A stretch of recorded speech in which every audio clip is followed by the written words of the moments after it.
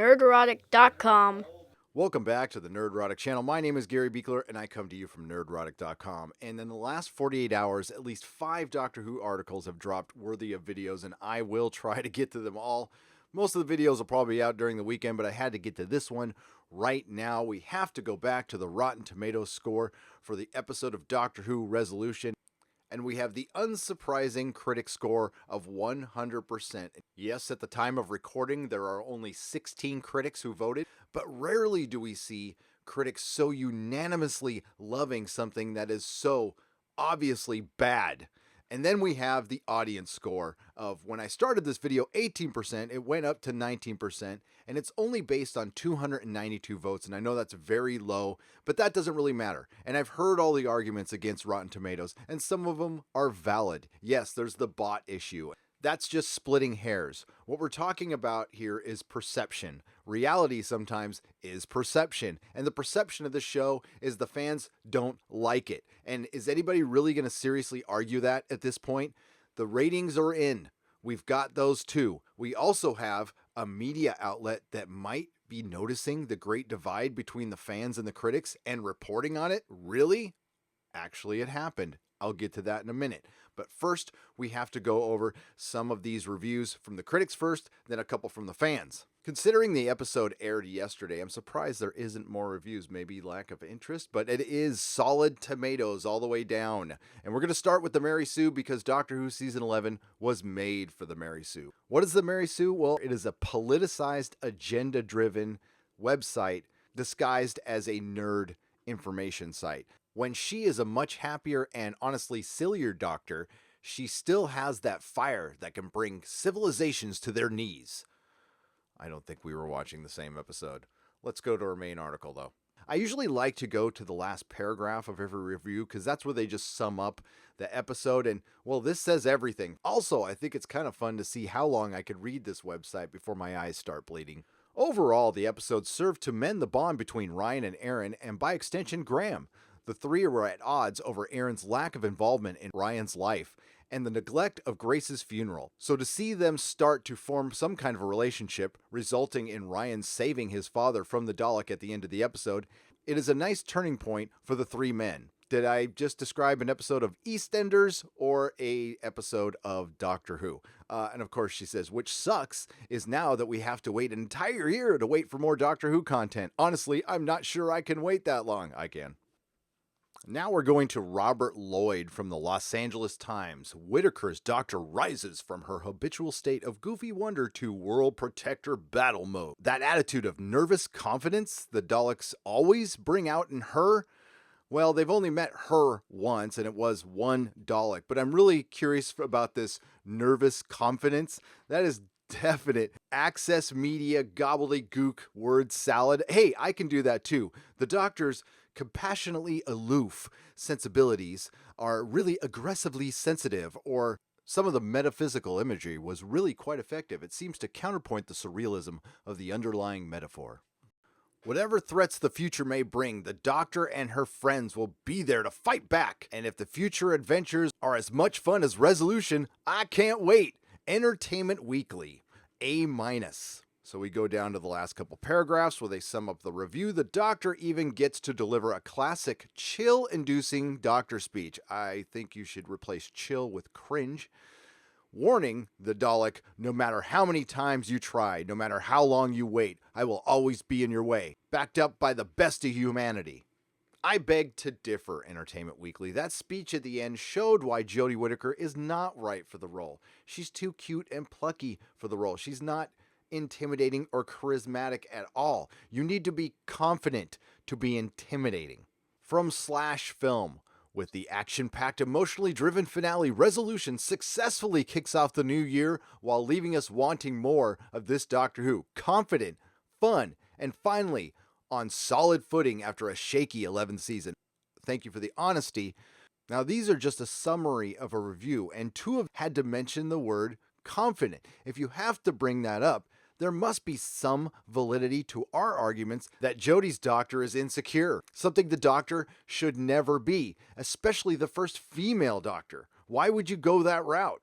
At the time of recording, there is only 298 fan reviews, so The numbers are so low with both the critics and the fans, there is no way you should see this as legit data. I am just showing this as an example to make a point, and we're going to go over here, and I also want to point out, again, like I've done in the last 2 Rotten Tomato videos, before anybody comes at us with the bot argument, notice that most of the impassioned long reviews are the negative ones. So out of almost 300 reviews and 17 pages, I found exactly 5 5-star reviews that were over a paragraph, and 3 3-star reviews that were over a paragraph, and that was it. I'm only going to read a couple of fan reviews, and sorry for the roughness of this video. I was on a time limit, so more to come this weekend.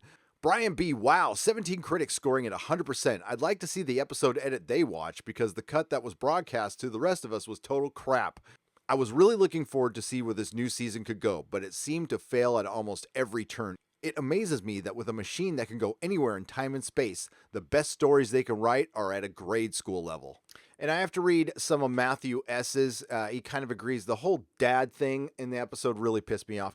If the writers and the cast have so many daddy issues, they need to see psychiatrists and not to take this crap into our entertainment business. Perhaps the BBC is trying to help a group of foster children actors, but it does not strike any interest in me. I don't pay money to hear other people's problems. As such, no support will come from me. Doctor Who is now a show of dribble that has nothing to offer anyone. I wouldn't recommend this to anyone, as it is poorly written, poorly produced, poorly acted, and is focused on preaching lies to the audience as opposed to any value of entertainment.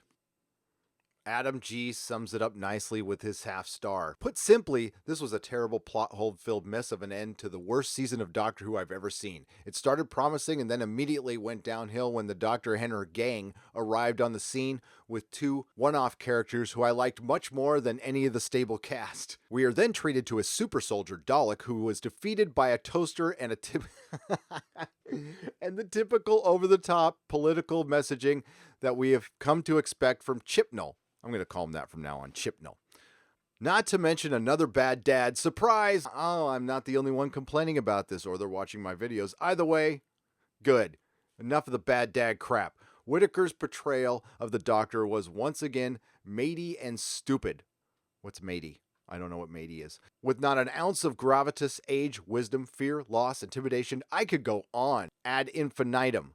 The point being she plays the Doctor as Jodie Whittaker, a fake ADHD, highly unlikable, bland, ideological-driven 30-something-year-old woman completely missing the mark and turning our beloved sci-fi show into another dull drama. I could read those reviews forever because it's just fun, but I'm trying to get to a point here, and before I do, I want to give credit where credit is due.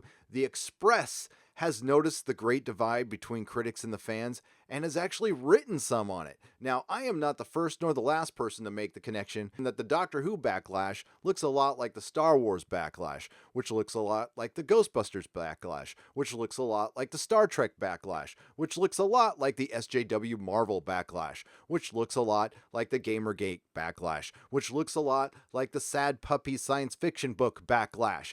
But the first time I noticed it was in comics about a decade ago, and it is building slowly. Now, Gamergate brought it to the forefront, and there's a lot of stuff behind that, and I'm not going to get into it.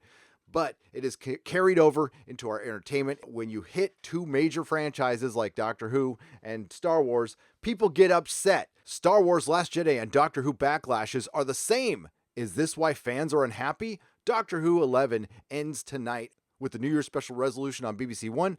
But is fan frustration exactly the same as the Star Wars The Last Jedi Backlash? What went wrong? They are 2 of the most iconic franchises in modern popular culture. In 2018, both Star Wars and Doctor Who encountered major fan backlashes. Jodie Whittaker's groundbreaking first season as the Gallifreyan Globe and Universe Trotter wraps up this evening on BBC One in a series that has seen falling viewer numbers and rumblings of discontent. Star Wars Episode 8 also faced a major backlash on social media and threats of a franchise-wide boycott, which still remains. Extremists with racist and misogynist views have been grouped with the frustrated majority who feel that the latest incarnations of their beloved franchises just lost sight of their core. Documentary maker Mark John is currently making episode Backlash, a film about the Star Wars situation with contributions from fans, and now he is asking the same question of Doctor Who fans. Mark told Express Online, some Whovians have already been critical of showrunner Chris Chibnall's storytelling choices,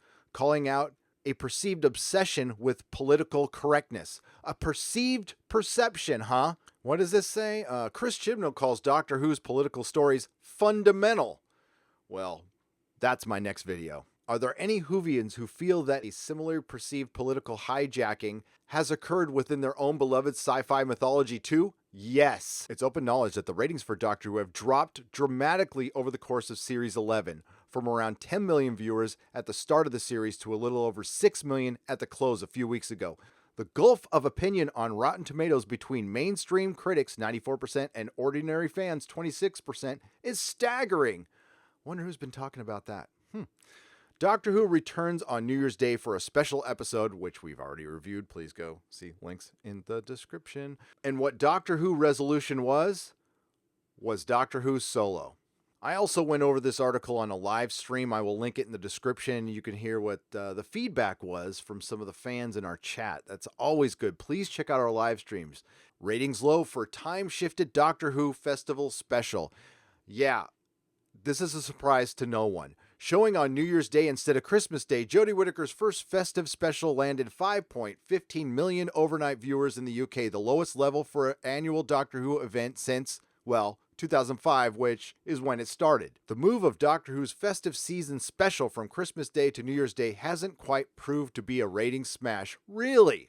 Doctor Who Resolution, the first seasonal special starring Jodie Whittaker as the series' famed Time Lord, saw the return of the show's old foe, the Daleks, well, a Dalek, in an origin story that managed to reference Netflix and even poke fun at the UK's ongoing Brexit woes.